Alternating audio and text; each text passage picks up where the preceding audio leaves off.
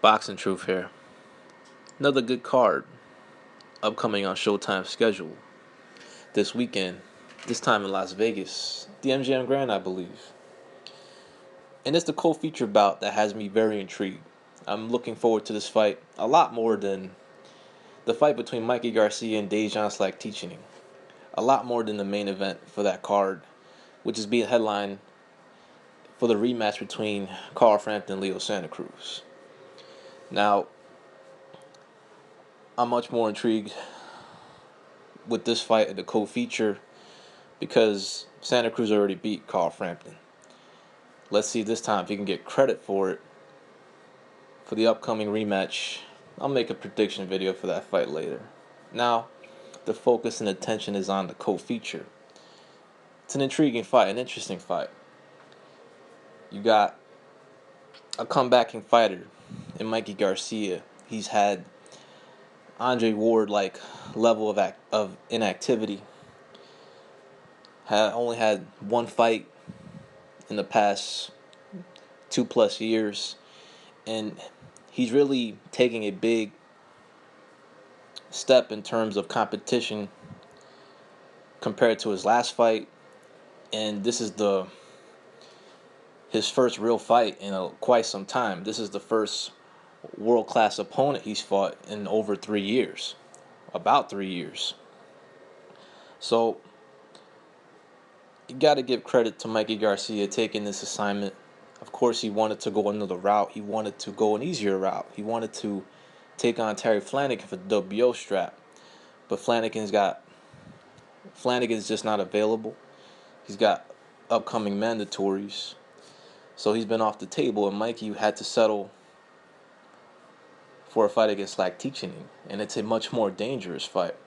Could be a fight that Mikey's biting more than he could chew. This is by far the most dangerous opponent in Mikey Garcia's career. And he's heading into this fight with not the best activity. He hasn't been in a real fight in years.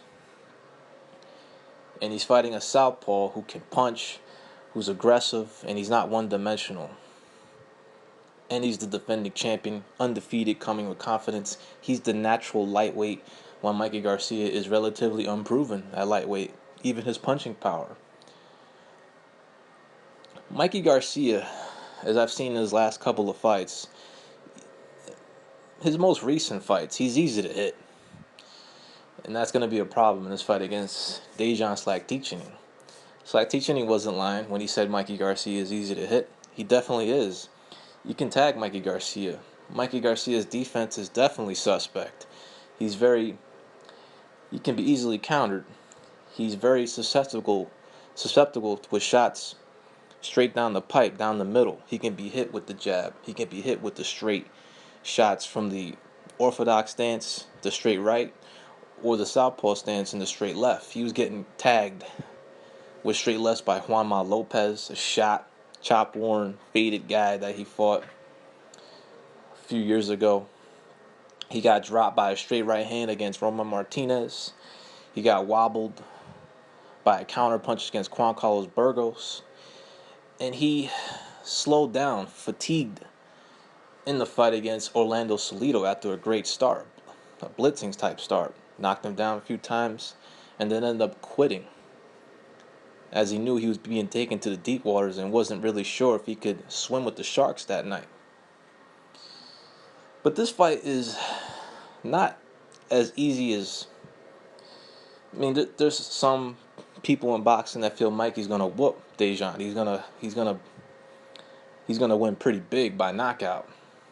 There's also some media outlets that are leaning towards Slack Teaching. And I'm not sure how many are picking Slack Teaching, but it's more than I would like. I'm seeing a little more media outlets leaning towards Slack Teaching. I don't like being in agreement with the media, because frankly, a lot of the media don't know shit about boxing. Yeah, those guys can write stories. They know the characters of boxing. They know the promoters. They know the business of boxing, some of them. But a lot of them don't know shit about boxing when it comes to styles, when it comes to matchups, who would do good against who. Because I have an advantage over a lot of those guys. A lot of those guys that are in the media making predictions, they never spent one day in the boxing ring in their lives. Never spent even a day in the gym. And that's why I have an advantage over some of those guys who simply don't have experience being in the boxing ring. Don't understand what it's like to be countered. They don't understand how to deal with foot speed and rhythm, a fighter's style. They don't understand how it is to get hit to the body, to get hurt to the body, to overcome adversity, or how knocking your opponent down early could actually really offset your game plan, especially for a much more inexperienced fighter. There's a lot of things that go down in the boxing ring. Strategy. And Mikey Garcia, he's a thinking man's fighter. He's very patient, but the problem is he's too patient. Doesn't let his hands go. He doesn't throw enough punches. And style makes fights when it comes to this matchup. It's going to be tough for Dejan, I believe. It's going to be dangerous the first 3 or 4 rounds because Mikey, he's very sharp when he does throw his punches. He's very precise. He's very accurate with his 1-2. He's got a great 1-2. It's the best weapons in his arsenal, the 1-2. He sets up his right hand with the jab. He's very sharp and accurate, and he's got power in that straight right hand. But he only throws mostly sequences of 2 punches at a time, maybe 3 once in a while. Very few combinations. He doesn't go to the body. And what makes him dangerous is that he's a thinking counterpuncher. When you attack Mikey likes to step back and counter you, especially against southpaws. And Dejan has to be careful in the first few rounds, as Mikey's going to be fresh, he's going to have some power, and he's going to be trying to counter Dejan. And Dejan's the more aggressive guy. He's the more volume puncher of the two. He throws combinations. He's a great counter. He's a great body puncher, rips to the body. He's got good power. He's also a good counter puncher. He knows how to get inside on his opponents, especially because his opponents, most of the guys he fights are taller than him. But the guy has good head movement. He can counter with his overhand left. He's got a good jab to set up his other shots. But the one thing that's missing is his straight left. He doesn't throw it enough, and he needs to throw it more. His straight left hand in this fight against Mikey Garcia, because Mikey's very open to that shot. As Mikey's defense is very suspect. He doesn't have great defense, and he also has a questionable chin. But the first 4 rounds is going to be very telling. Can Mikey Garcia hurt Dejan with his step-back counters as Dejan is trying to close the distance? Dejan can't lunge it, and he cannot reach for Mikey Garcia, as Mikey's going to be trying to step back and counter him every time Dejan walks in. So Dejan has to put smart pressure for the first 4 rounds. Just gradually break him down, go to the body, pressure him against the ropes, but he has to do it behind the jab. Can't be predictable. Got to use feints. He has to counter Mikey Garcia's right hand with his overhand left, which is Dejan's best punch. Mikey is open to that shot, but he's much more open with the straight left down the pipe. So he needs to throw that shot as well. Hard, crisp, and sharp. And when the fight was first announced, I thought Dejan was gonna be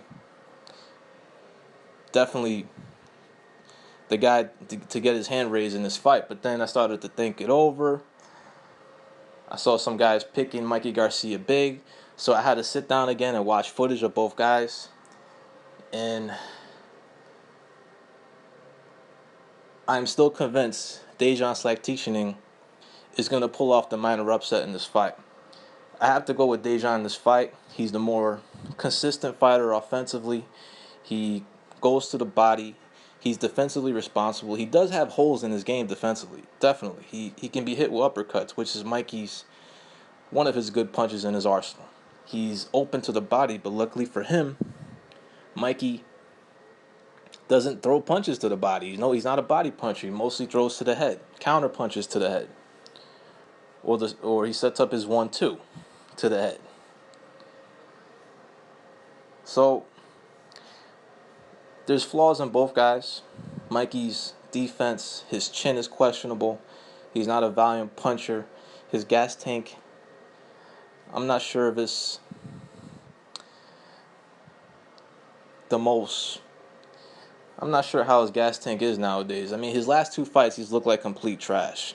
Against Salido, he was getting walked down and he was starting to lose rounds as he was starting to fatigue in that fight after going off a great start with Salido the first 5 rounds. Salido is a much naturally smaller guy, not as big of a puncher, not as physical, and of course Dejan is the much fresher, younger guy, and he's naturally bigger, stronger, much bigger puncher.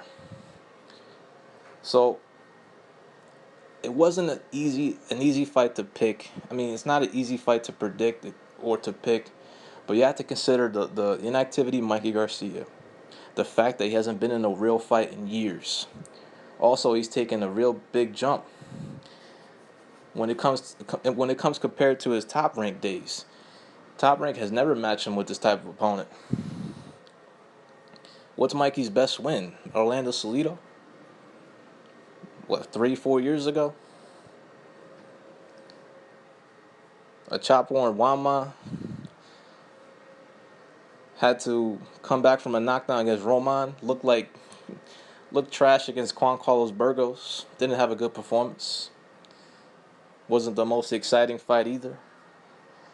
I just noticed thing about Mikey. He's good with he's sharp with his punches. He's when he does throw them, but he's not busy enough. He thinks too much, too patient. He's chinny, I believe. And he can be walked down and he can be taken to the deep waters and you can drown him. I got Slack teaching him to successfully defend his strap. He's got to be careful the first 4 rounds as Mikey's dangerous with his counter punches. But Slack teaching he's got to keep grinding, keep walking him down. Smart pressure, keep going to the body. He's going to outwork him, outpunch him, and possibly stop him in the middle to late rounds with an overhand left, as that's going to be the punch that will be Mikey Garcia's demise. As for Mikey, he's made a decision. He went away from Top Rank. He no longer has their matchmakers who know how to match him, and now he's taking a fight that is way more dangerous than any other past opponents that Mikey has had in his career. And this is his decision. He's going to take on possibly the most dangerous lightweight in the division. Guy who's strong, can punch, can counter. He's got some skills. And Mikey, it's going to be funny as hell if he loses this fight, bro. I'm picking you to lose it, but this is boxing. Anything can happen. Maybe you can prove me wrong. But if you lose this fight, man, I'm going to laugh my ass off. Because you sued out of your contract with Top Rank. Even though they had a great plan for you to make the biggest paydays that you were seeking. And now you're fighting on an undercard for not even main event money against a guy who's really dangerous and can possibly knock you out and end your plans to conquer the lightweight division. You're talking about other fights prior to this fight. You're talking about your future. You need to focus on Dejan Slack teaching you. You got to focus on this fight, because otherwise you lose. None of those opportunities will arise. None of those promoters will come trying to sign you if you don't win this fight. You need to impress in this fight. You need to look good. And you haven't looked good in quite some time. I predict a bad night for you, Mikey. You're going to get humbled. You're going to wish you never left Top Rank. This is Boxing Truth. I'm out.